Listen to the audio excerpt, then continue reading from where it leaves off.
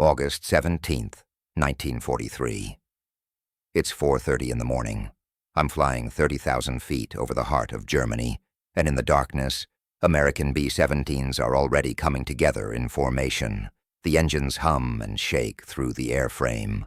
Oxygen masks are strapped on tight. Nobody's giving speeches. Nobody's pretending this is heroic. We're just following procedures, step by step, the way we were trained. Down below us sits a city most folks back home had never heard of before the war. Schweinfurt. It isn't a capital. It isn't a port. It isn't a battlefield in the traditional sense. It's just factories. But this morning Schweinfurt matters more than Berlin, because inside those factories are ball bearings. They're small things, shiny, no bigger than a man's thumb. And according to the planners who briefed us, nearly 2/3 of Germany's ball bearing production comes from right there. No bearings means no tanks, no trucks, no aircraft engines, no war. At least that's the theory. The idea is simple enough. Take out the bearings, and the German war machine grinds itself to a stop. We believe it. We've seen the charts, the diagrams, the bold arrows sweeping across maps. We're told this mission could shorten the war. We're told the losses will be worth it. What we aren't told is how many of us won't be coming back.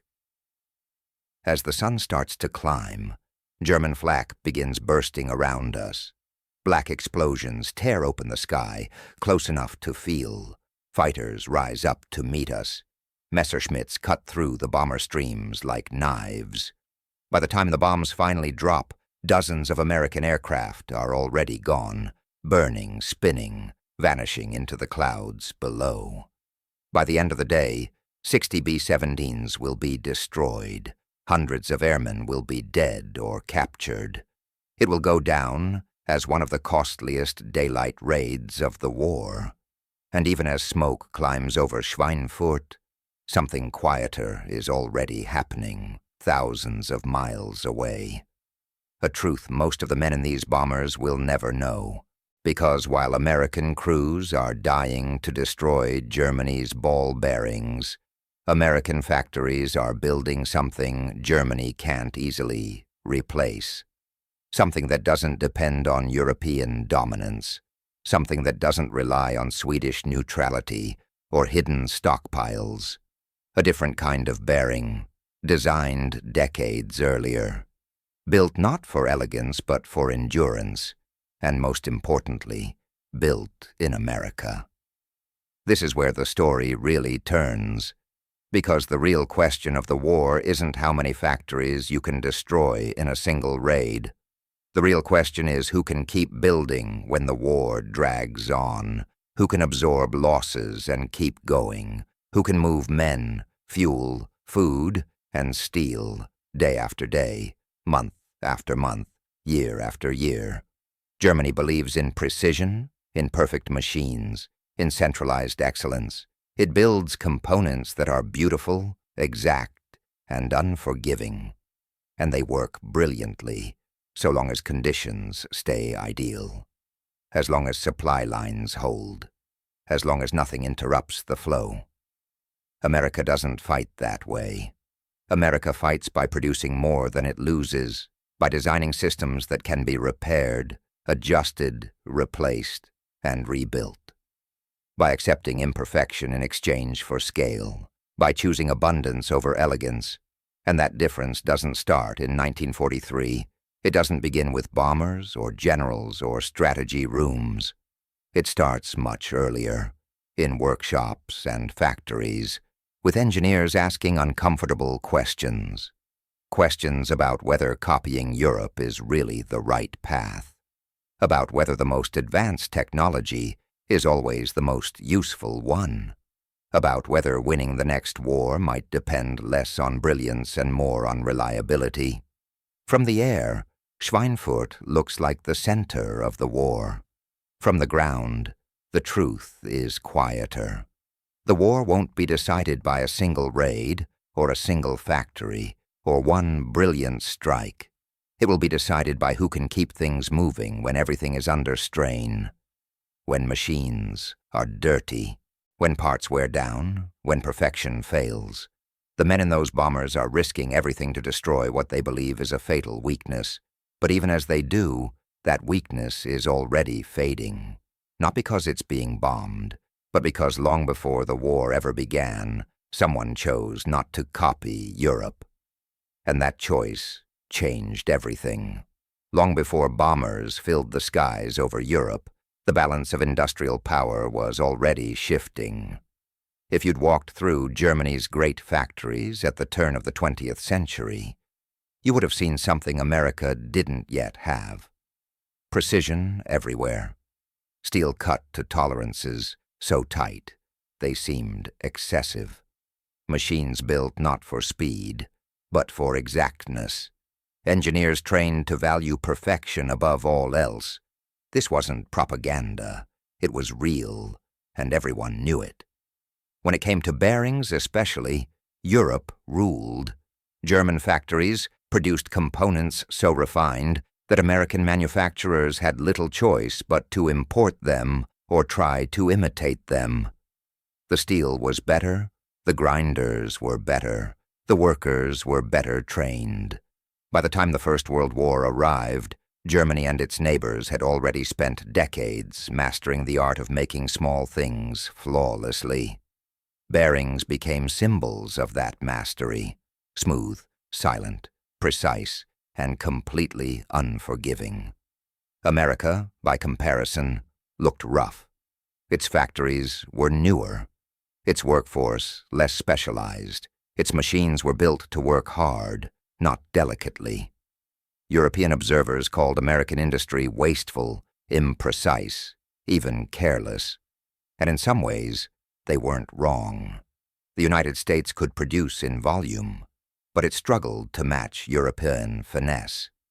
When American engineers needed high-quality bearings, they bought them from Germany. That dependence was seen as normal. Europe made the best parts. America assembled them. That imbalance shaped how people thought about progress. If you wanted to move forward, you followed Europe. You copied European designs. You imported European expertise. Most American companies did exactly that, believing that catching up meant imitation. But there was a flaw in that thinking. It assumed the future would look like the past. It assumed machines would always run in clean factories, serviced by skilled hands, supported by stable supply chains. It assumed wars would be short, disruptions temporary, and perfection sustainable. The First World War shattered those assumptions. Suddenly, the very qualities that made European industry admired became weaknesses. Precision manufacturing depended on uninterrupted supply, specialized labor, and carefully tuned machines. When blockades cut materials, when factories were damaged, when workers were lost, perfection became fragile. Bearings that ran flawlessly in peacetime failed quickly when exposed to dirt, shock, and neglect. America watched all of this from across the Atlantic. And while the country came out of the First World War richer and stronger, one lesson lingered beneath the surface. Dependence was dangerous. Not dependence on allies, but dependence on a way of thinking that only worked when everything went right. Even after the war, the old myth refused to die. Europe was still the standard. German engineering was spoken about with near reverence. Swedish steel, Swiss precision, British craftsmanship. American industry kept measuring itself against those names, usually assuming it would always be playing catch-up. This is where the story starts to get uncomfortable, because progress doesn't always come from catching up. Sometimes it comes from refusing to follow at all. While many American manufacturers were trying to close the gap with Europe, a small group of engineers were asking a different kind of question, not how to make things more precise, but how to make them survive real use, not how to impress experts, but how to keep machines running when conditions were bad and getting worse. That way of thinking wasn't popular. It sounded like settling, like lowering standards. Precision carried prestige. Durability did not. Elegance earned admiration. Robustness rarely did. But the people asking these questions weren't trying to make things worse. They were trying to redefine what better actually meant. They understood something that wouldn't become obvious until the next war. Industrial conflict isn't a contest of brilliance. It's a contest of endurance. It's about how long a system can keep working when it's pushed past its limits, how fast it can recover when parts fail, how easily it can be repaired by tired hands, in bad light, under pressure. At the start of the 20th century, Europe had mastered the art of making things perfect. America was slowly learning the art of making things last. At the time, that difference didn't decide anything. It stayed hidden beneath the surface, unnoticed by generals and politicians. But it quietly shaped choices, design decisions, factory layouts, training methods. It shaped how engineers thought about failure, whether failure was unacceptable or expected and managed. By the time the world began sliding toward another war, those philosophies had already split apart. Germany doubled down on precision, convinced that excellence would compensate for vulnerability. America, less certain of its technical superiority, invested in something else entirely: scale, flexibility, systems that could absorb loss and keep going. The stage was set long before 1939, not by treaties or speeches, but by assumptions.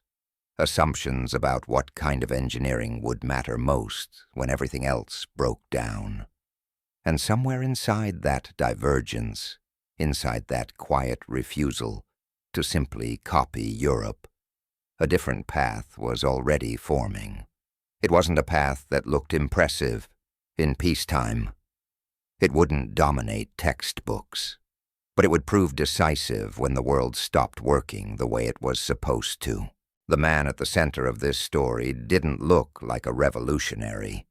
He didn't talk like one either. There were no grand theories, no manifestos about reshaping industry. He learned his trade with his hands, not in lecture halls, long before anyone connected his work to war or geopolitics.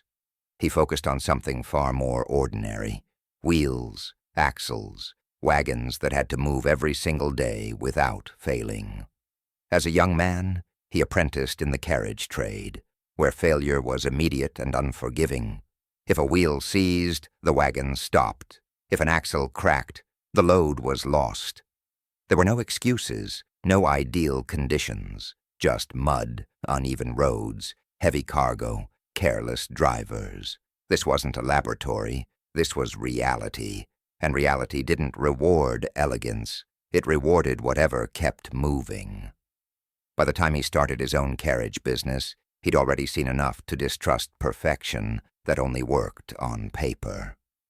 He watched components fail not because they were badly made, but because they were designed for conditions that didn't exist outside clean workshops. He noticed something most others ignored. Failures didn't come from vertical loads alone. They happened when forces collided, weight pushing down, while motion pulled sideways, turning, shifting ground. Combined stresses that elegant designs preferred not to acknowledge. When he traveled to Europe, he saw exactly what everyone admired: German workshops filled with precision, bearings ground so smoothly they seemed almost frictionless. Machines that ran beautifully when everything was aligned just right. He understood immediately why Europe led the field. He didn't dismiss it. He studied it. He respected it. And then he did something unexpected. He didn't copy it. That wasn't stubbornness. It was calculation. He saw the brilliance, but he also saw the limits. European bearings were built for balance and speed, not abuse. They excelled when forces were predictable. But wagons weren't predictable. Neither were machines pushed to their limits, and certainly not machines dragged into war. Back in America, instead of chasing tighter tolerances, he went the other way. He returned to first principles, contact, load, how force actually traveled through metal. He asked a question that sounded almost naive. Why should a rolling element touch at a single point when it could share the load along a line? Why concentrate stress when it could be spread out? Why design something that had no way to adjust once wear began? When the answer came, it didn't look elegant. It looked practical. Tapered rollers, angled, shaped not to impress but to survive. A design that treated combined forces as normal, not exceptional. A design that assumed misalignment would happen, that dirt would get in, that maintenance would be rushed or delayed. Instead of fighting reality, it made room for it. When the design was patented in the late 19th century, it didn't cause a sensation. There were no headlines, no rush of imitators. In the hierarchy of engineering prestige, this wasn't glamorous work. But quietly, the results spoke for themselves. Under heavy loads, it lasted longer. Under stress, it failed less often. And when wear did occur, it could be adjusted instead of thrown away. That mindset mattered more than the invention itself. It reflected a way of thinking fundamentally different from Europe's. Where European engineers chased mastery through refinement, this approach chased reliability through acceptance of imperfection. It assumed things would go wrong and planned for it. As the business grew, that philosophy hardened into practice. Factories were organized not just to produce, but to adapt. Materials weren't chosen just because they were strong. They were chosen because they were consistent. Processes were simplified wherever they could be. Not because simplicity was cheaper, but because it could be repeated again and again without surprises. The goal was never to build the single best bearing ever made. The goal was to build millions of bearings that would all work well enough all the time. That wasn't how people usually talked about innovation. There were no dramatic breakthroughs, no moment where everything changed overnight. What happened instead was accumulation, small advantages stacking on top of each other, slightly longer service life, slightly easier maintenance, slightly better tolerance for abuse. None of it impressive by itself. All of it decisive when spread across thousands of machines. At the time, nobody called this a strategic decision. It looked like a niche solution for heavy wagons and industrial equipment. European manufacturers still dominated lighter, faster applications, and that was fine. This approach was never meant to replace everything. It was meant to dominate where failure carried the highest cost. Years passed. Industries evolved. Vehicles grew heavier. Speeds increased. Loads multiplied. And slowly, almost without anyone noticing, the design proved itself over and over again. Not because it was perfect, but because it was honest about the world it had to survive in. By the time nations began preparing for another war, this way of thinking was already deeply rooted, not just in a single product, but in an entire industrial culture, a culture that didn't assume ideal conditions, that didn't panic when parts wore down, that believed systems should endure neglect, stress, and loss. Nobody framed this as a rejection of Europe. It was simply a refusal to pretend that copying was the same as understanding. The choice wasn't between American engineering and European engineering. It was between designing for admiration and designing for survival. When the world finally tipped into total war, that difference mattered far more than anyone had predicted. At its core, the divide wasn't national. It was philosophical. One side believed progress meant pushing tolerances tighter and tighter, chasing precision until nothing more could be improved. The other side believed progress meant asking harder questions. What happens when precision breaks? What happens when alignment slips? When lubrication degrades? When shock loads arrive from directions no drawing ever anticipated? One side engineered for excellence, the other engineered for survival. That difference may sound subtle. It wasn't. In mechanical systems, it changes everything. Take contact. A spherical rolling element touches its race at a single point. Under load, that point deforms slightly, spreading into a tiny ellipse. Stress concentrates there. The math is elegant, the performance is impressive, but the margin is thin. Add sideways force, add vibration, add dirt, add heat. The contact area stays small while stress climbs rapidly. Failure comes quietly until it comes all at once. A tapered element behaves differently. Its shape forces contact along a line, not elegant, not fast, but honest. As load increases, that line spreads, distributing force across a wider area. Stress drops. Heat moves away. Wear slows. Nothing miraculous happens. Physics just does what it always does. When pressure is spread instead of concentrated, the difference isn't theoretical. It shows up after hours, after days, after months of abuse. European engineers understood this math. It wasn't hidden knowledge. What separated the two approaches wasn't understanding. It was priority. Precision systems rewarded environments that could protect them, stable factories, skilled technicians, controlled inputs. Robust systems assumed the opposite, that things would go wrong, that users would be careless, that maintenance would be late, that alignment would drift. They didn't resist those realities. They built them in. That's where adjustability stops being a feature and becomes a worldview. A fixed system assumes perfection at birth. When wear appears, replacement is the solution. An adjustable system assumes imperfection over time. When wear appears, correction is expected. In peacetime, replacement is acceptable. In war, it's a liability. Replacement requires supply. Adjustment requires time and tools. This way of thinking spread beyond components. It shaped factories. Machines were selected not only for accuracy, but for uptime. Processes were designed so workers with different skill levels could repeat them reliably. Tooling favored consistency over brilliance.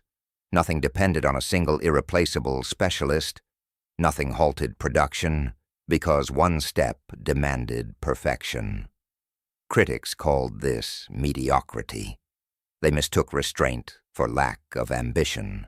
They compared finishes, tolerances, specifications. On paper, the numbers looked worse. In use, the story flipped.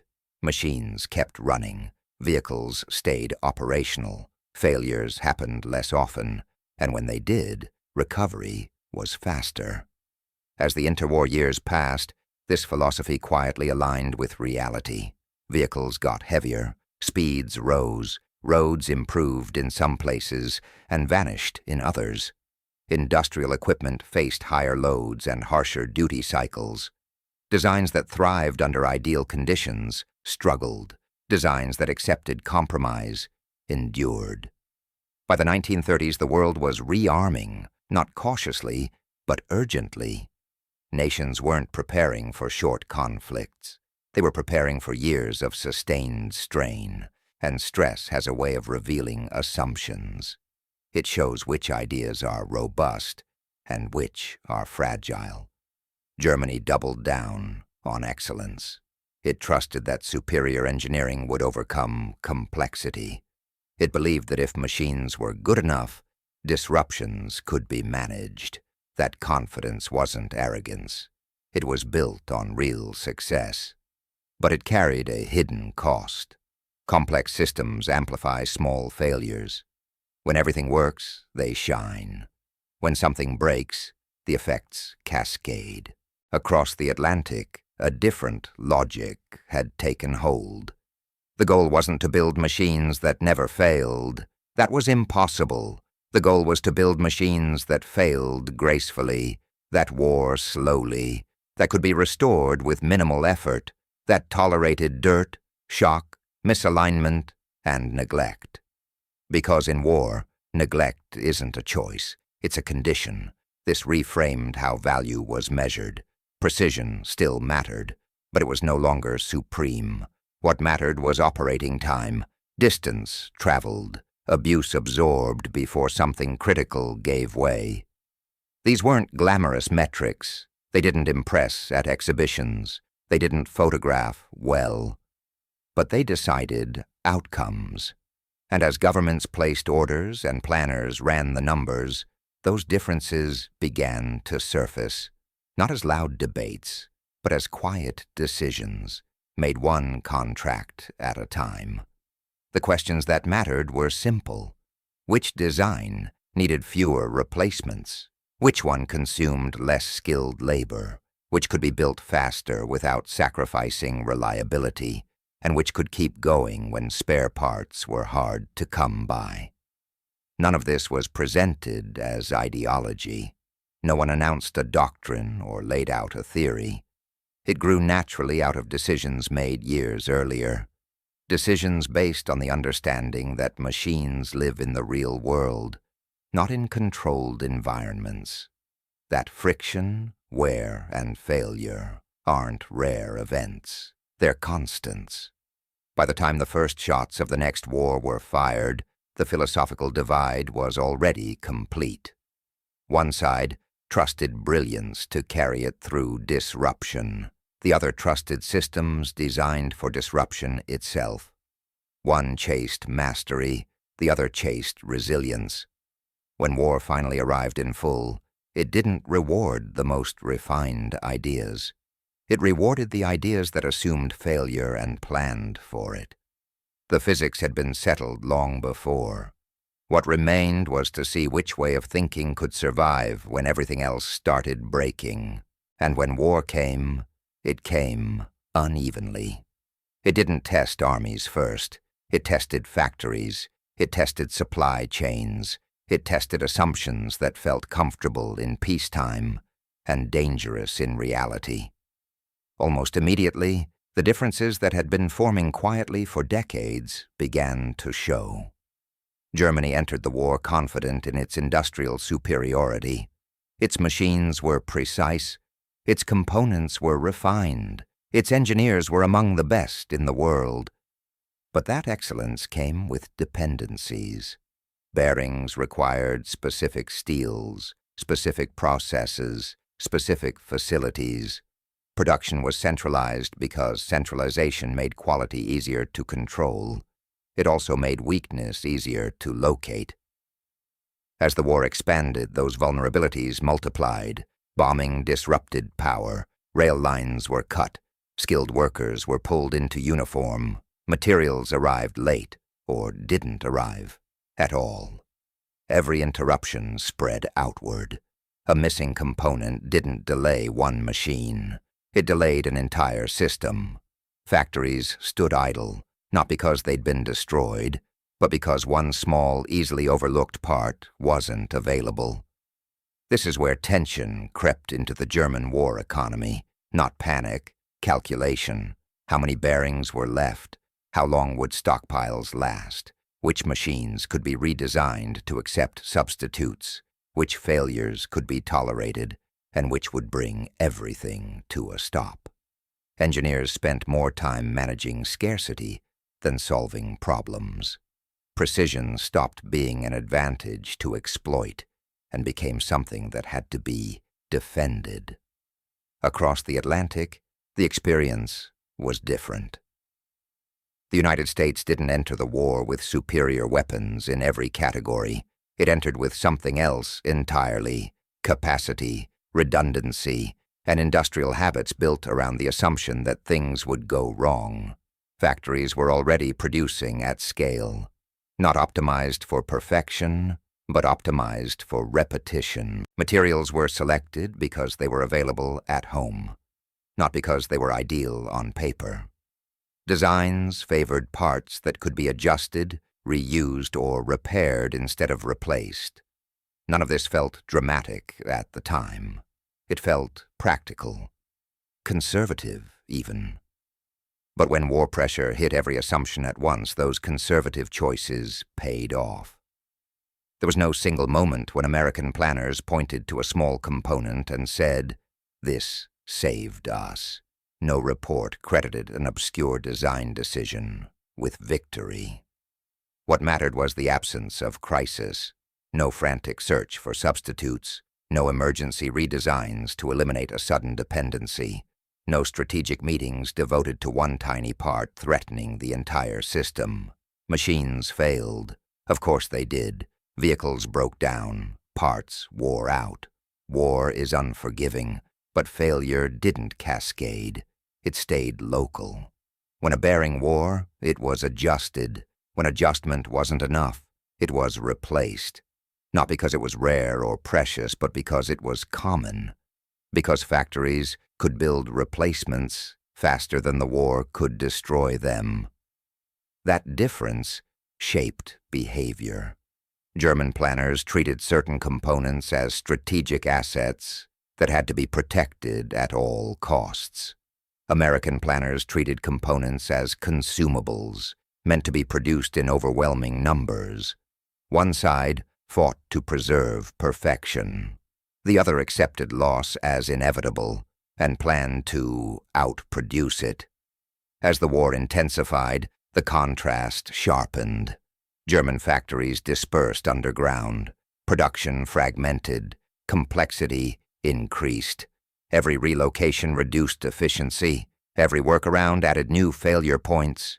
Meanwhile, American production lines grew longer, faster, and simpler. Standardization replaced specialization. Interchangeability replaced craftsmanship. The goal wasn't to build the best single machine. It was to ensure that enough machines were working at any given moment. This philosophy extended beyond equipment. It shaped training. American systems assumed turnover. Crews would be lost. Workers would be replaced. Designs had to be learned quickly, repaired without deep expertise, and forgiving of mistakes. German systems built around mastery struggled when masters were no longer available. None of this meant American machines were superior in every measurable way. They were often heavier, less refined, less efficient on paper. But paper doesn't move divisions. Availability does. Reliability does. The ability to absorb damage and keep going matters more than elegance when everything is under strain. As the war reached its most intense years, one reality became impossible to ignore. Germany was fighting two wars at once, one against enemy armies, the other against its own industrial fragility. Every bomb forced difficult choices. Every shortage demanded improvisation. Every improvisation reduced performance somewhere else. The United States fought a different war. A war of accumulation, of steady output, of systems that didn't fail catastrophically, but wore down and were replaced. There was no single turning point, no sudden revelation, just a widening gap between an economy struggling to maintain excellence and one built to tolerate imperfection at scale. From the outside, it looked inevitable. From the inside, it felt like exhaustion on one side and momentum on the other. The machines told the story quietly. They kept moving, or they didn't. By the midpoint of the war, the outcome wasn't yet decided on the battlefield. But in the factories, the balance was already shifting, not because of a secret weapon, not because of a single innovation, but because one system had been designed to endure disruption, and the other had been designed to avoid it. That difference, invisible to most soldiers and rarely mentioned in headlines, shaped everything that came next. Abundance is an uncomfortable word in wartime. It sounds excessive, almost careless, when lives are being rationed and cities are burning. But abundance isn't waste. It's margin. It's options. It's the ability to choose restraint instead of desperation. And in a long war, margin becomes a form of mercy. In American factories, production didn't spike once and then collapse. It rose steadily. Lines were extended, shifts multiplied. Tooling was simplified so output could grow without waiting on rare specialists. The goal wasn't to reach some dramatic peak.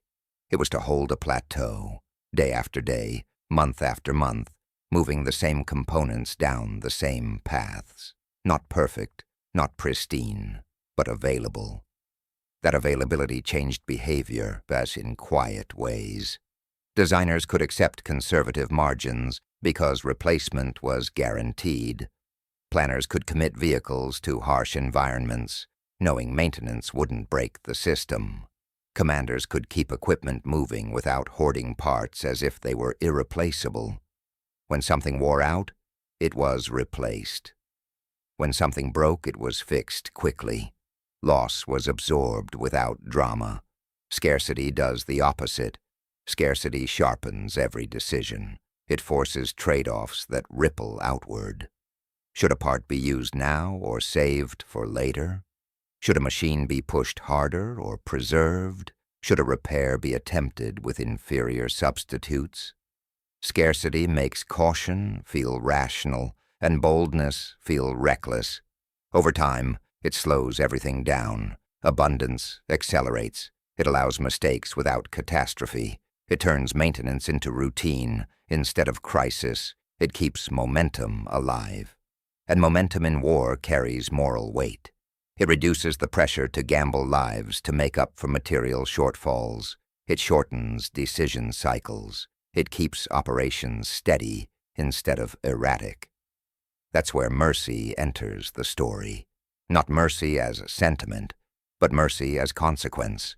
When systems are resilient, commanders don't need to risk everything on single decisive blows. They don't have to force outcomes through extreme measures. They can apply pressure gradually, methodically, with patience. Abundance creates time. Time allows restraint. American production created that time. Not by producing miracles, but by producing enough. Enough vehicles to rotate worn equipment out of service. Enough parts to avoid cannibalizing machines that still worked. Enough redundancy to keep small failures from becoming emergencies. The effect was cumulative. Every additional week of steady output reduced the need for dramatic action. Every additional month widened the gap between what had to be attempted and what could be avoided. The war became less about moments of brilliance and more about sustained pressure. Less about daring raids and more about continuous presence. On the other side, scarcity compressed time. It forced decisions earlier and under worse conditions. It rewarded risk because delay carried its own danger. When systems are fragile, patience becomes hazardous. Action, even reckless action, feels necessary. This dynamic didn't come from ideology. It came from material reality. Abundance reshaped labor as well. Factories were built to accept turnover. Workers could be trained quickly. Tasks were broken down, so skill was spread out rather than concentrated. This wasn't an insult to craftsmanship. It was an acknowledgement of war. War pulls people away. It interrupts lives. Systems that depend on a handful of irreplaceable experts suffer when those experts are gone. By spreading knowledge and simplifying processes, production became resilient to loss. A worker could be replaced without stopping the line. A supervisor could step in without weeks of retraining. The system bent, but it didn't snap.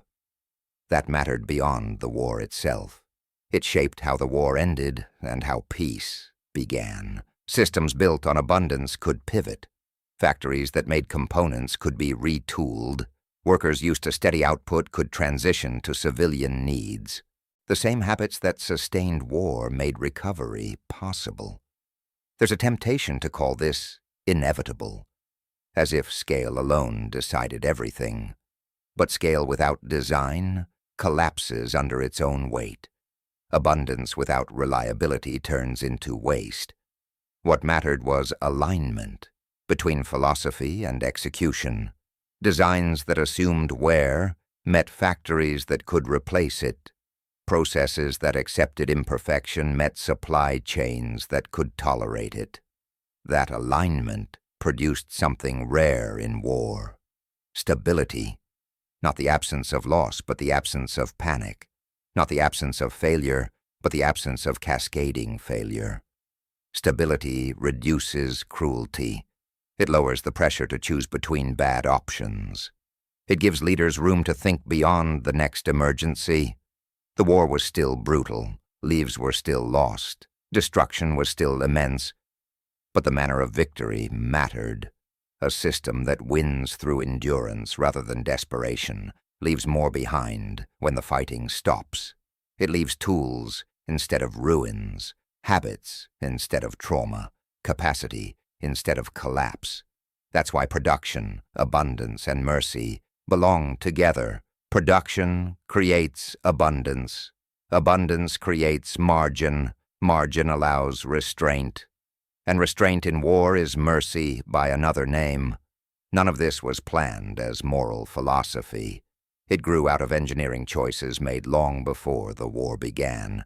Choices about how machines should fail, how systems should recover, and whether perfection was worth the price it demanded. When the war ended, historians would argue over battles and strategies. They would count sorties, tonnage, and casualties. But beneath those numbers sat a quieter truth. The side that could keep building without panic didn't need to win everything at once. It only needed to keep going. And when the war finally slowed, when the skies over Europe grew quieter and factories stopped running at emergency speed, the images people remembered were predictable. Bombers in formation, cities in ruins, columns of armor moving through smoke. These are the pictures history prefers because they look like decisions, like moments when outcomes changed. But the truth is less dramatic. The war didn't turn on a single raid or a single breakthrough. It turned on continuity, on whether systems could keep functioning when everything around them was breaking down, on whether nations could sustain effort without exhausting themselves into catastrophe. That's where it was decided. From the air, the war looked violent and decisive. Explosions, fire, sudden change. But down on the ground, inside factories and workshops, it looked very different. Shifts changing, machines cycling, parts moving steadily down long lines. Nothing heroic, nothing cinematic, just repetition. And yet that repetition carried the war forward more reliably than any single act of destruction ever could. That's the uncomfortable lesson. Destruction feels powerful, but it's temporary. Production is quiet, but it accumulates. Every vehicle that stayed operational reduced pressure somewhere else. Every machine that didn't fail spared a crew from improvising under stress. Every replacement part that arrived on time kept a small problem from turning into a crisis. These effects rarely made headlines, but together they shaped the direction of the war. The men who flew into flak over Germany believed they were striking at the heart of the enemy's ability to fight. In a narrow sense, they were right. Certain industries were vulnerable. Certain supplies truly mattered. But vulnerability isn't the same as collapse. Collapse only happens when a system can't adapt. And adaptation depends on habits formed long before the first shot is fired. What separated outcomes wasn't courage or sacrifice. Those existed on every side. The difference was a different kind of preparedness. Preparedness to accept loss without panic. Preparedness to replace rather than preserve. Preparedness to value continuity over perfection. That doesn't diminish the cost. The war was still brutal, still destructive, still defined by suffering. But the manner of victory mattered. A system built on endurance didn't need to gamble everything on single moments. It could apply pressure slowly. It could afford restraint. It could choose not to annihilate what it would later need to rebuild. That's why mercy belongs in a discussion about factories and engineering, not as an abstract ideal, but as a consequence. When a nation can sustain itself without desperation, it's less likely to reach for extreme solutions. When it can replace losses, it doesn't need to spend lives compensating for material failure. When it can keep building, it can afford to stop destroying sooner. After the fighting ended, this difference became visible again. Factories that had been producing parts shifted to civilian needs. Workers used to steady output returned to normal rhythms. Systems designed for resilience adapted to peace more easily than systems built for brilliance under narrow conditions. History often frames victory as a matter of superior force. In reality, it's often a matter of superior tolerance. Tolerance for wear, for error, for imperfection. Systems that demand perfection break when the world refuses to cooperate. Systems that expect failure survive it. The war proved this lesson at scale, not once but continuously, over years. Over millions of decisions made far from the front. Decisions about design, about materials, about whether to optimize for the best case or the worst. These choices rarely felt heroic at the time. They felt cautious, sometimes even uninspired, but caution, when aligned with reality, becomes strength, and strength, when sustained, becomes decisive. When historians ask how the war was won, they often focus on firepower and strategy. Those mattered. But beneath them was something quieter. The ability to keep moving when movement itself became difficult. The ability to keep supplying when supply lines were strained. The ability to keep functioning when ideal conditions disappeared. That's why the war can't be understood only through its battles. It has to be understood through its factories, through its engineers, through its acceptance of imperfection at scale.